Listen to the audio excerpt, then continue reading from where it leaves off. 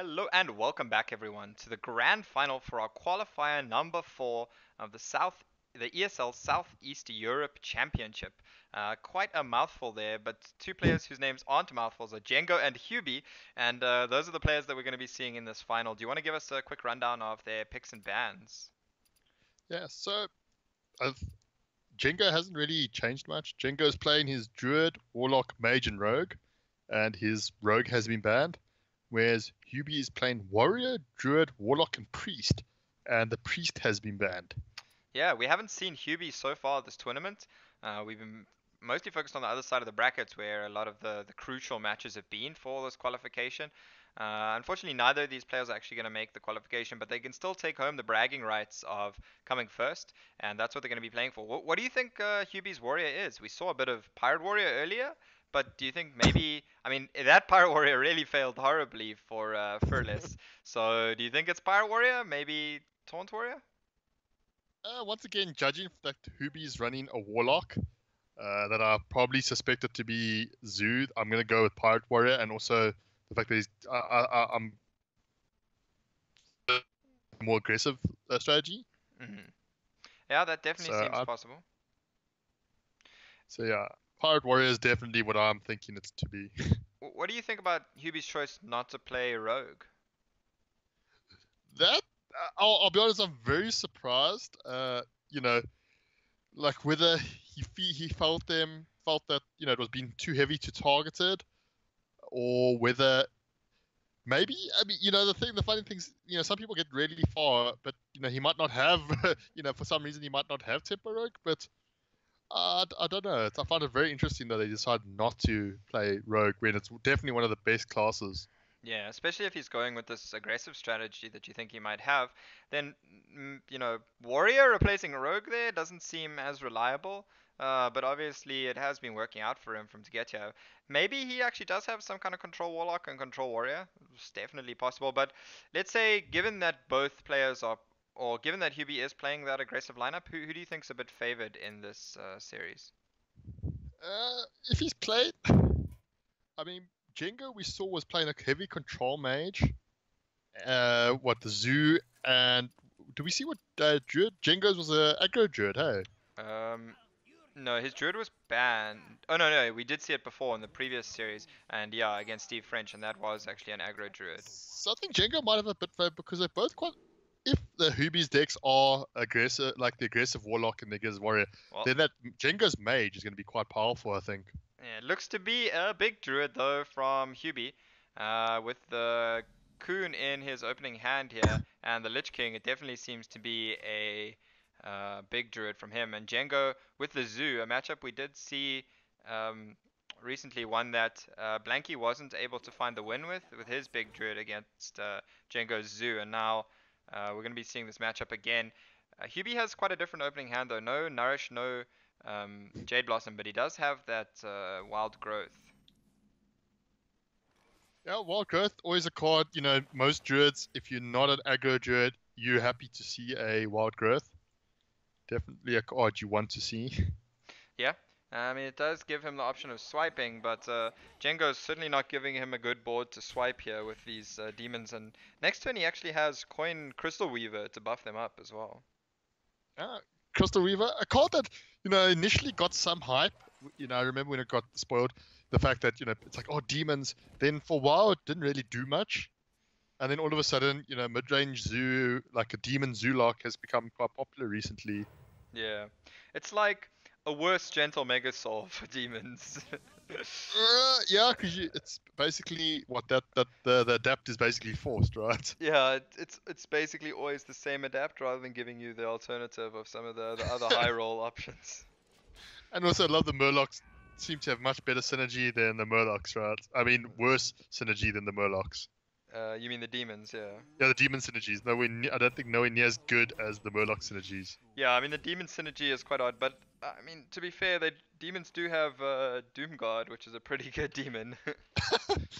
Yeah, Despicable Dreadlord, I suppose. Those two Yeah. demons. Yeah, I think largely Despicable Dreadlord is actually one of the cards that's making a card like Crystal Weaver viable again, as well as just us seeing a more mid-range zoo. And here, Huby's going to be able to get out an early Malfurion with that Innovate. Still proving a useful card for Big Druid just to help them smooth out their curves in the later turns, as they tend to have a lot of cards clumped around, let's say, 10 and 8 mana.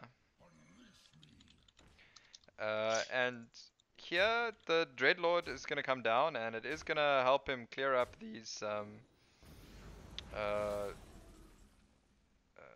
the Scarabs here. I mean, Yeah. really powerful card. The Spreading Plague. Oh no, the Dreadlord. Oh yeah, the Dreadlord. Yeah, I mean that one-sided board clears really, a lot of times allows you to just trade that much more efficiently. Mm. And obviously the fact that it's threatening to do it again and again and again means he can get some value trades on, let's say, this Maya Keeper as well. And Yeah. Jengo here, double Bone Mare. That's the thing you're wanting to set up for next turn. But how do you think he's gonna best fill out this turn? Is it simply just Scalebane and Voidwalker? Scalebane Voidwalker, I mean, definitely allows him. This is really quite a wide board. Yeah, I mean, yeah, Scalebane just allows him to maintain control, and also, I mean, the buff is quite massive now because you know Druid's single target removal, as we know, is not known for being that good. Yeah, and I mean, here Huby's gonna just go with this Lich King, but his hand, he still needs to find that extra turn. I mean, he has the Ultimate Infestation and the Coon in hand next turn that he could have a big tempo swing with, but Jengo is able to pull so far ahead on the board here that it's looking Yeah, like I don't that's think not the even gonna Lich King's matter. gonna save him. Yeah, and Bone Mare on the Voidwalker just for the trade here? If he does survive though, Spreading Plague might keep him alive. But yeah, I mean, what you just trade, you kill the Lich King, and then you just a lot of damage. Yeah, it looks like he is gonna try and play around the Spreading Plague a bit though, and go with the Bone Mare on the single target here. He's gonna go with it on the Cobalt Scalebane because that also protects it from Ultimate Infestation this turn, which is Yeah, a smart decision there. yeah, but in this case, Ultimate Infestation doesn't put up a taunt, so I mean, it deals 5 damage, it gains 5 life. But besides that, it doesn't. I think the board presence is a bit too overwhelming. You know. Yeah, it would have been enough to kill him anyway, because even if he'd put it on like one of the other two minions that were on board. But yeah, anyway, Jengo is gonna take this first game with the Zoo once again, defeating the big druid there. But once again managing to get the win there by managing to play around a lot of the removal. And I really think for Huby there, that's not the kind of start that actually allows you to beat the big druid. Uh, oh, sorry, that's not the kind of start that allows you to beat the zoo, as you really need some more like ramp into clear in order to Yeah. get a win. Yeah, you need that early. I mean, like we say, you need that early ramp, that early Spreading Plague, and then that Primordial Drake, and hopefully by that point you aren't dead. Yeah. um, yeah, but so Jengo has mage and druid left of his own. Uh, the mage, I think that's going to be tricky up against the big druid. And it does look like that's going to be the matchup we're going to see now, as Jengo goes with his mage and Huby's still on his big druid. Now, what you want on this big druid in this matchup is purely just ramp, right? Yeah, definitely. You want to ramp, you want to play your big threats, you want to ramp into Ultimate Infestation. Yeah, interesting inclusion here from Jengo. He has Skulking Geist in his deck, which is obviously put in there to help against the Jade Druids, but this is not a Jade Druid. This is the Big Druid, and it does have all the ramp here. Wild Growth, Jade Blossom, and Nourish for what's going to be a pretty good ramp. But it's always a little bit awkward to have those three when you're not on the coin, though, because you can't coin the Wild Growth into the Jade Blossom. But I don't think Huby's going to be complaining too much here. No, not at all. I mean, you can't. And just to touch on the Skulking Geist, it still hits, I think, the Earthen Scales, but I mean, that's basically the only one mana spell the deck runs, the Yeah. Big Druid, which isn't that important in that matchup, I don't think. Well, it can be quite relevant for getting a lot of armor. It's one of the biggest ways that the druid can just gain so much armor that it goes outside of the burn range of the mage. But Oh, yeah. this mage we've seen from Django is more of a more oriented towards control, right, than the burn with the cards like polymorph, and that will help against the big druid as well, I suppose. Yeah, especially against, we're talking your your Deathwing Dragon Lord, well, both Deathwings really. And I mean, Polymorph helps. I mean, it helps remove threats like Alexstrasza as well. Yeah, I mean it's good against pretty much all the big minions, but it's not going to do anything to stop him just ramping up. And then even if you polymorph the minion, he's just going to play another one, and he, Another one. he doesn't quite have any in his hand yet. But when he gets to playing that ultimate infestation, he will get quite a few of them, I imagine. But now the thing is, the big question becomes: does the mage have more removal than the big druid has threats? And that's kind of what the whole matchup hinges on, if I'm right. Yeah, I mean, I think one of the most important uh, ways to get as much efficiency from your removal as possible is just being able to get a good Doomsayer against some of the bigger threats from the Druid. As you know, you want to make sure you can, let's say, if you get two threats with your Doomsayer, then all of a sudden it becomes much more manageable. You have the Meteors, which are very good at dealing with pretty much all the minions. Uh, and also obviously the polymorphs. So maybe maybe the mage can do this by just playing the really slow attrition game. In which case we're gonna be in for a long haul here.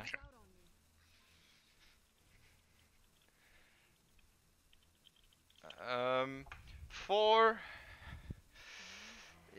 for Jengo here, like there's not really much for him to do, I suppose. Just ping, and he's even gonna play the Medivh's Valet just to get a body on the board. As ultimately he's gonna need to do some damage to threaten Huby, and there's not really much chance that Huby's going to be playing a bunch of small minions for the Medivh's Valet Yeah. battle cry. I mean, it's pretty much just Maya Keeper that he's going to be able to get any value against. Oh, I mean, and now, and Huby, I think, also realizes that it's more important to just armor up than it is to kill this valet. I think, which I think is quite an important aspect. Yeah, Uh, but Huby is running a bit short of resources, though.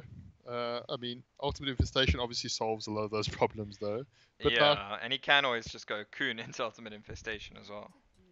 oh yeah, of course, yeah, that's obviously quite a big swing.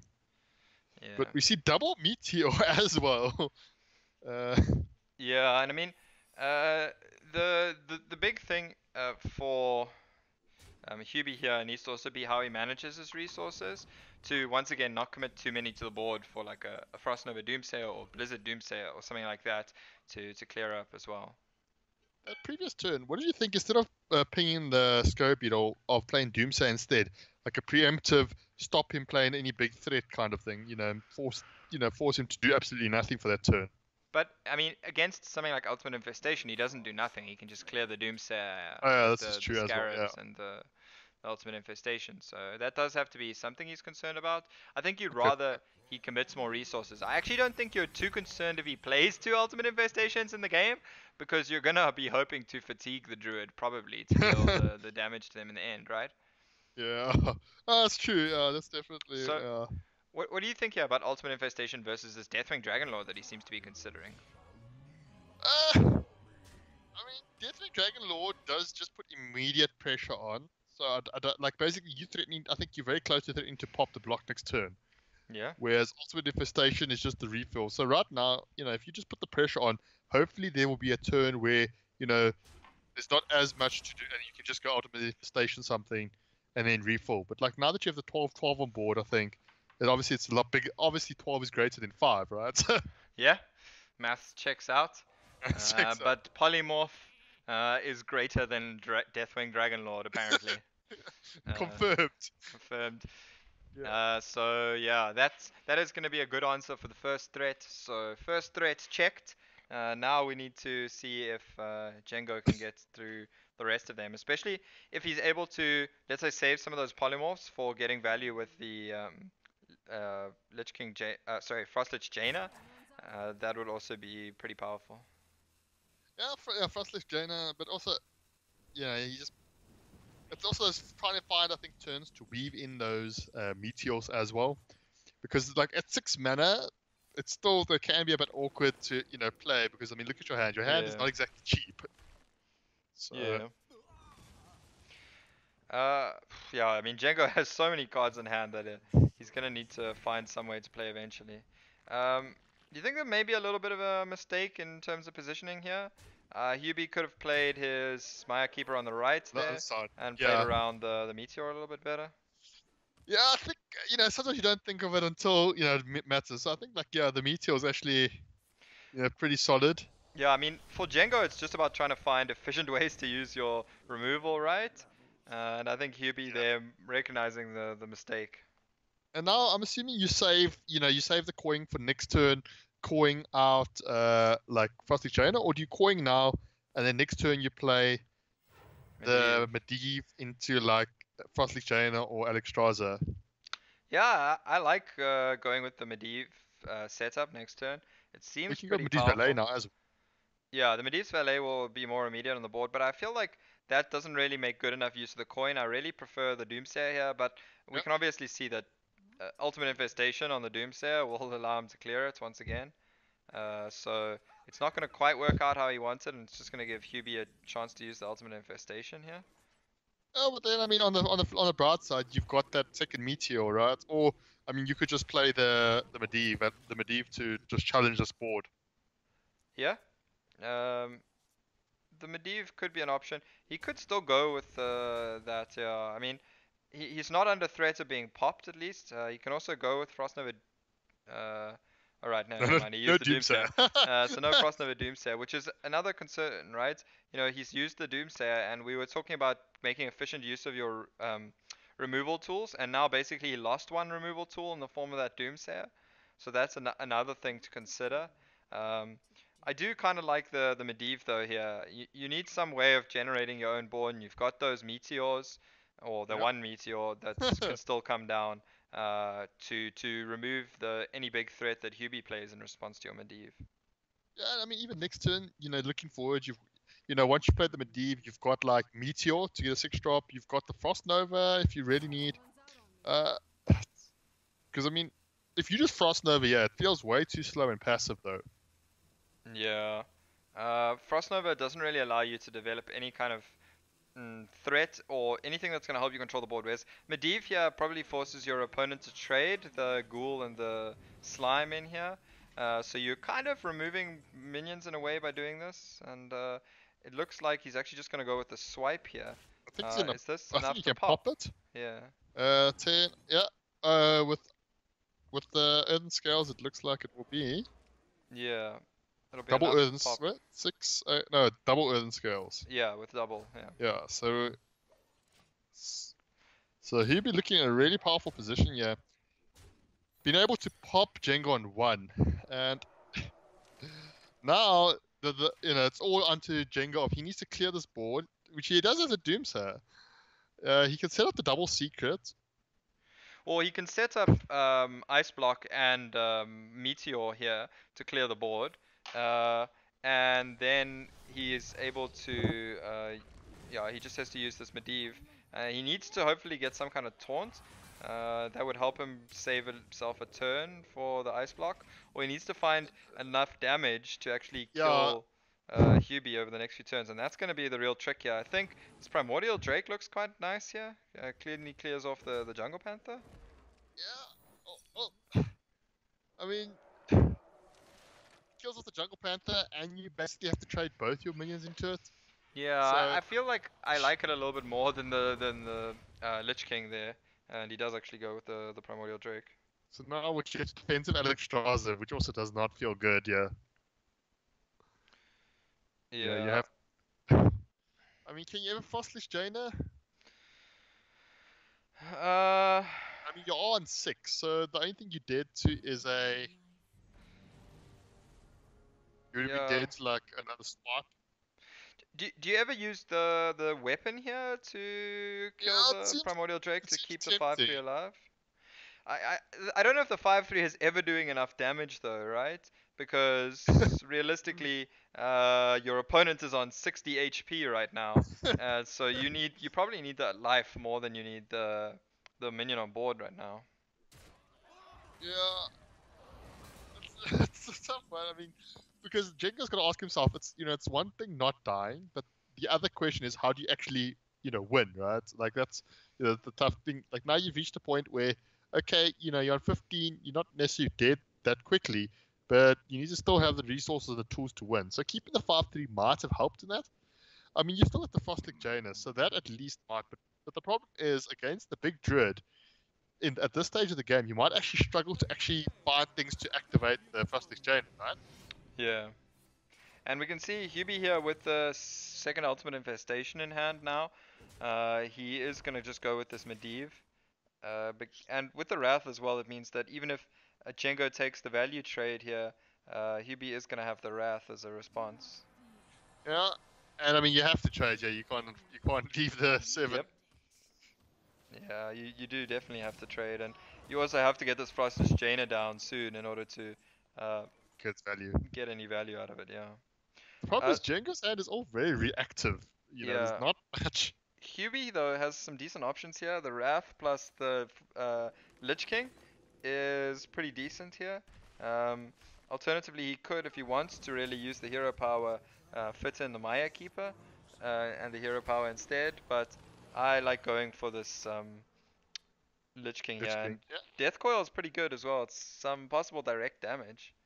Yeah, and you know, yeah, 8 is you know, quite quite a threat as well. You know. Yeah, and Jengo's used both his oh no, he's only used one of his polymorphs, but he doesn't have the second one in hand now, so he needs to find a way to actually clear this. I mean, he can. He's got a lot of removal. Yeah, he does, but it's like ideally he wants to find a way to clear it that also enables him to ping. So what he can do here is Blizzard, use the. There's actually no way to get off the ping, No, right? he can ask Barrier Medivh's valet. Oh, wow. He could have asked blocked Medivh's valet though.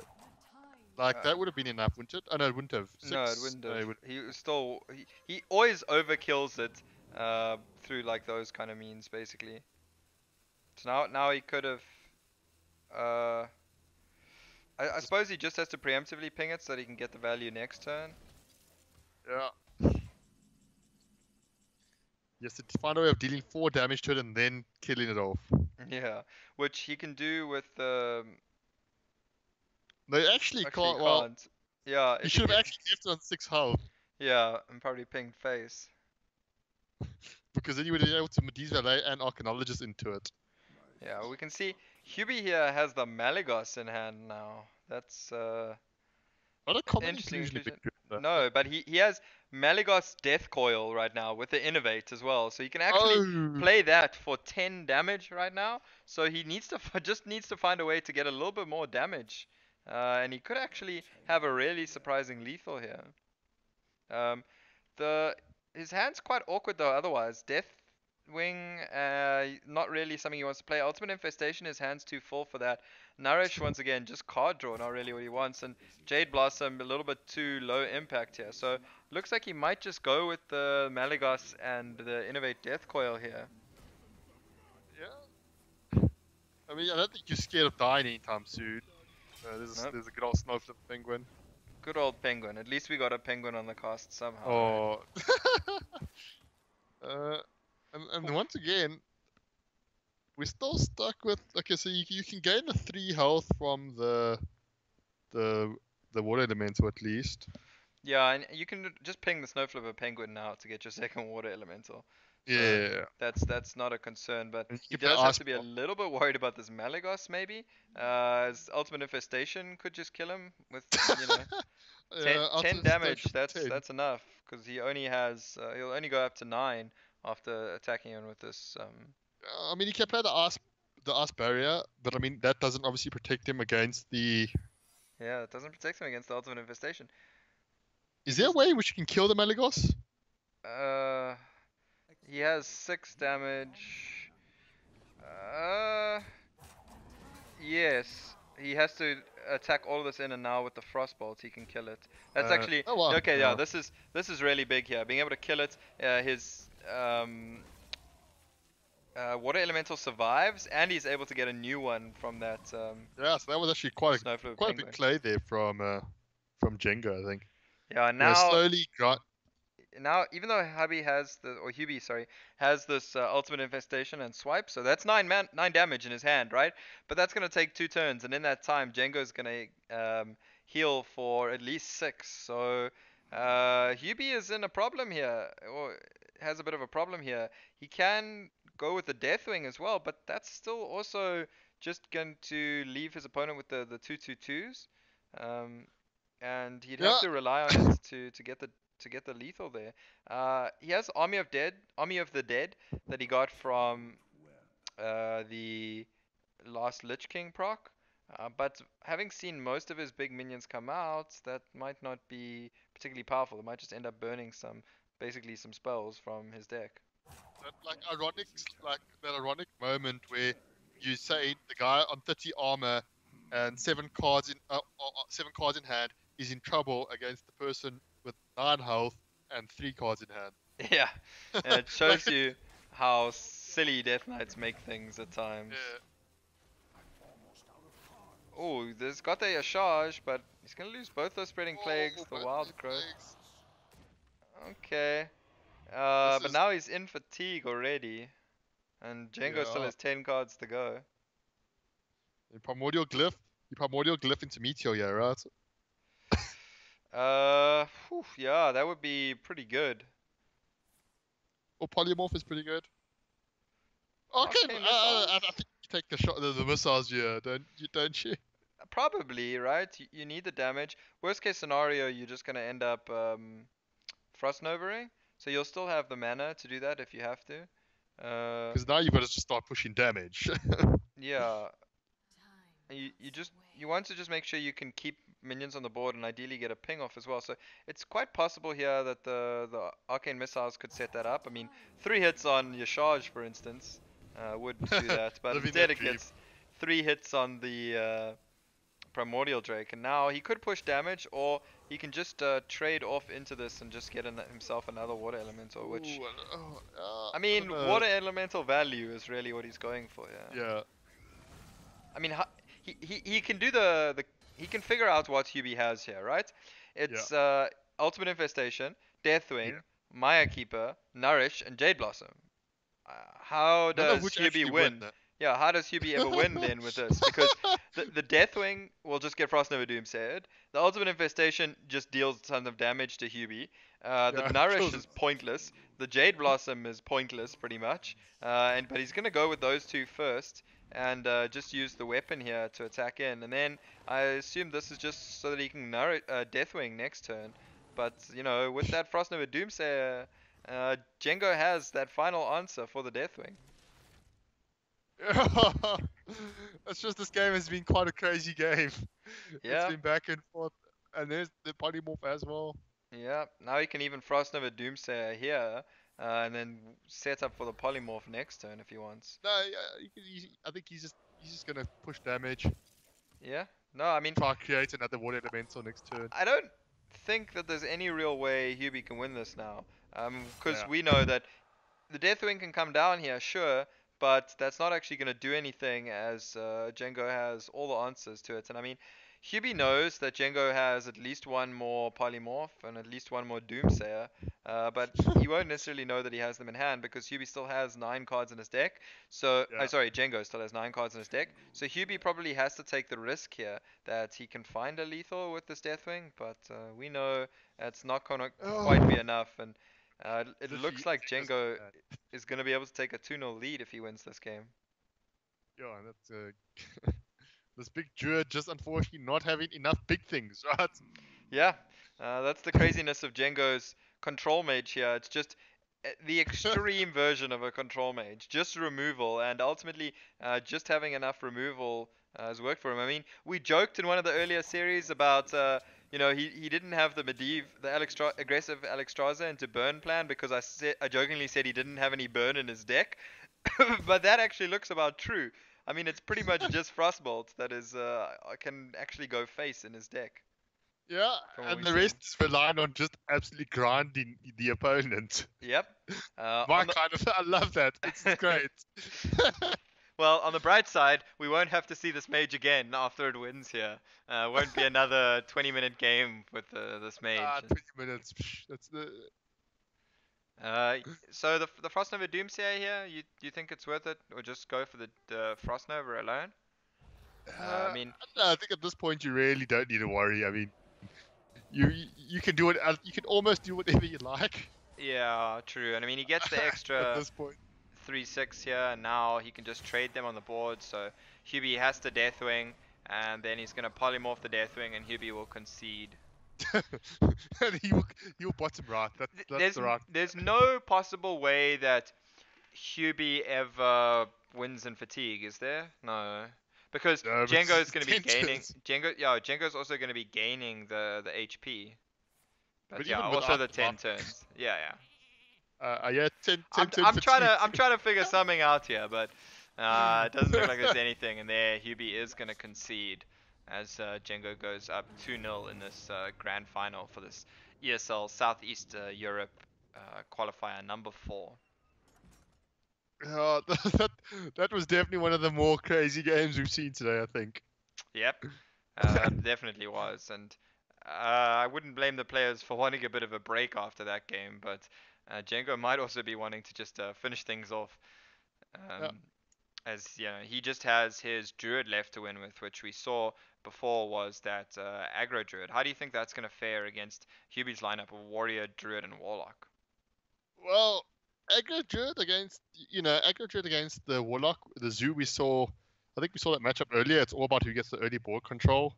The aggro druid against the big druid. I think it's favored for the big druid because they eventually just get spread in plague, right? No, I'm Also, statistically the aggro druid is actually favored against both the big druid and the zoo, and um, against warrior as well. It's actually pretty favored because usually it has Galaka Crawler if it's pirate warrior, oh yes, and I mean taunt warrior I suppose is the one matchup where it could work out for Huby, but we're going to be able to see exactly what warrior he does have, and it looks like it is going to be a pirate warrior here up against this aggro druid, and the aggro druid here with the double blood cell corsair in hand looks pretty strong, especially as Huby has that war axe that he might be wanting to use. yeah, um, yeah, so Huby here with Bloodsail Raider, Fiery War Axe, and Frothing Berserker in his opening hand. Going first, do you think you can keep any of them? I mean, clearly he doesn't isn't running the Keleseth version of the deck. yeah. The fireworks is always not. I don't think a bad thing to keep, especially you want that Ooh, early weapon synergy. I mean, nothing feels as bad playing pirate warrior where you have like blood cell when you have all the buffs, but no pirate. I mean, no weapons, right? yeah. Huby disagrees though. The Fiery War Axe, the one thing he did mulligan away and got that Mortal Strike instead, keeping the Bloodsail Raider and the Frothing Berserker and then drawing that Patches. Not really a great opening hand here for him. And now Jengo has a pretty decent hand with the buff as well. He's setting up for a good Mark of the Lotus next turn. Yeah. Oh, still, Ooh, and there's that Galaka Crawler. So much for his plan to Mark of the Lotus here, as that Galaka Crawler just cleanly deals with that uh, the the Bloodsail Raider, and QB now that's a is gonna big just swing. go with the Heroic Strike. This looks like a really classic old list from Huby here. Heroic Strike, Mortal Strike, Fiery War Axe. It's like he forgot the deck got nerfed and just played an old version of the deck, Yeah, basically. it's a flashback, like a throwback to the good old days. Yeah, now with this Bloodsail Corsair coming down and bringing out the patches for Jengo, he's really setting up for a good Mark of the Lotus next turn. And Huby here, he has the Corcoran Elite that can kill the Direwolf Alpha, but I don't know if he can really necessarily find a way back into this. Uh, the Power of the Wild, the Mark of the Lotus, even now the Mark of Yashaj that he's drawn. These are all really powerful resources here. You can get the extra 3/2 now. You can Mark of the Lotus his whole board, and then just take the trade into the Corcoran, or he can take the even slightly greedier route here. Just play the Power of the Wild and use his hero power to clear up this Corcoran, and then just keep pushing face. But it looks like he's going to go with the buff from the Power of the Wild instead. I suppose with the 4-1 attack minions on board, it is kind of giving him more damage than the 3-2. Yeah, and unfortunately, it's just that case of, taking the 4 damage to face. You never against a pirate warrior. That never feels good. Yeah. So, Huby here, the Naga Corsair, once again, he's actually has like none of the weapons here to synergize with it. And also, the weapons are really missing to help him deal with Jengo's board. And Jengo is just running away with this game now. Uh, he's going to be able to push Is that lethal? lethal here, Yeah, yeah, it's lethal. with the hero power. That is going to be exactly lethal. And the Pirate Warrior getting heavily outfaced here as Yeah. Jengo is going to take a 3-0 victory in this final. Yeah, bit of a, I think a bit of a, ran over him a bit. Yeah, so far today, Pirate Warrior is 0-4 on stream for us. Not doing so well, but Huby did get to this final, so it was somehow getting wins in the other series before. Somehow, or unless it was getting Somehow. banned. Unless it was getting banned, yeah, that's possible, but that would definitely be a bit of an overreaction, as that deck has definitely lost a lot of its power since the Fiery War Axe nerf. But yeah, that's all we have for today. That is the end of our qualifier series. We're going to be going into the series proper come Thursday evening. We'll be back at around 8 o'clock South African Standard Time, I believe, for those games. And I think Penguin will be back with me then. Thanks so much for joining me today, Pandemonia.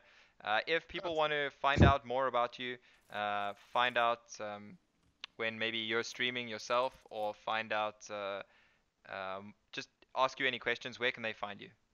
So I'm on Facebook, Pandemonia, it's a 3 and a 0, and also I'm on Twitter, Pandemonia ZA. Yeah, Yeah. your Twitter is right below you there. Oh, there we Yeah, so yeah, you can find him Panamonia ZA. Remember that is a 3 and a 0. go. That's the difficult part about finding him. Myself, you can find at dib_gaming. To find out when we're going live as well on Thursday. And you can also follow at ESL SEC on Twitter, or slash ESL SEC on Facebook. You can find them there to find out more information. The 4 players that we are going to be seeing in our season proper are Prodigy, Shazul, um, Blanky, and Super Lubo. Those are going to be the 4 players that we're going to see. So, grats to them for making it through this quite interesting qualifying process, but also can be quite grueling. You have to commit 2 full days on the Saturdays and Sundays to the event. So, um, congrats to those players. Definitely looking forward to the season proper. You can find us there, and don't forget there is that giveaway for the ESL chair, which you can see on screen now. And if you want to find out more about that, and if you're in the eligible region, just type !giveaway in chat. There's also the shop vouchers to be won. So even if you don't get the chair, which is obviously what you want, you can probably put those shop vouchers towards buying your own chair. So I really want that chair, but uh, unfortunately we're not in an eligible area. I was so sad. I tried to enter and I was told no. yeah, I really want that chair too, but I'm not allowed to enter because of the eligible area, and because working as a caster for the event. So yeah, they are really comfortable chairs though. They're really great. So shout out to ESL and Maxnomic for giving us these things to nicely give away to viewers. So I definitely encourage you to enter if you can. But otherwise, thanks a lot for tuning in. You know where to find us if you have any questions. And once again, thanks a lot for joining me today, Pandemonia. We'll be back on Thursday. But for now, cheerio, and thank you Cheerio. for watching.